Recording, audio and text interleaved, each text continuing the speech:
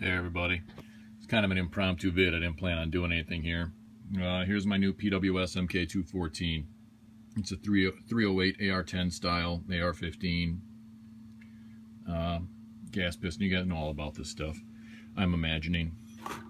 I was working on it. The fit, the upper to lower fit is perfect, and I was really happy with it. There's no real wiggle, but there's the slightest amount of up and down, and it wasn't enough to bother me. But as I had the receiver cracked open, and I was giving it a cleaning after its first range day, which was amazing. The gun functioned so well. I mean, perfect. But the groups were just outstanding with some Milsurp German ammo. I noticed that green pin right there, that screw with the Teflon head on it. And I thought to myself, hey, I didn't realize that had an adjustment. You look that it's under the pin. If you screw that pin, that Teflon screw upwards, it will impact on the bottom of the lug here and put tension on the pin when you push the pin through the lug and the receiver. So even with a good fitting receiver, you can get it a little bit tighter if you need to, or if it were to wear in over time, you could get it tighter. So I figured, what the hell, I was at it. I took the grip off real quick, and you can see the screw head down in there. This one's for the grip. This one, I don't know what it does. It goes right on through to the back of the selector. Not quite certain what that's for, but that little one there, I just screwed it in a little ways, and now, you have to forgive me here, the pin's almost hard to push in, and it took that tiny amount of movement out of the receiver. Now obviously you're pushing up on that lug, so you're going to increase the gap here by that minute amount that you've moved it. It was perfect, and now I've opened it up just a hair, but no more than any standard AR-15, and I've tightened up that movement, that slight movement. I don't want to make this sound like this thing had play like the LWRC I had did. That thing was a piece of crap.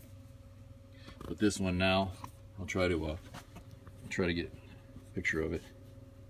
There's absolutely no wiggle and no up and down. Couldn't be any better. I'm very excited with that. If you own one of these, or you have a similar type receiver with that adjustment in it through the handle, when you take your handle off to adjust, don't forget your grip detent, or your safety selector detent that's in the grip there, in that hole right here, because it'll shoot out. All right, and to put it back together, obviously all you need are your detent and your spring. Forgive the crappy quality. Like I said, wasn't planning on making a video. So find that hole, drop your detent back in, pointy side down.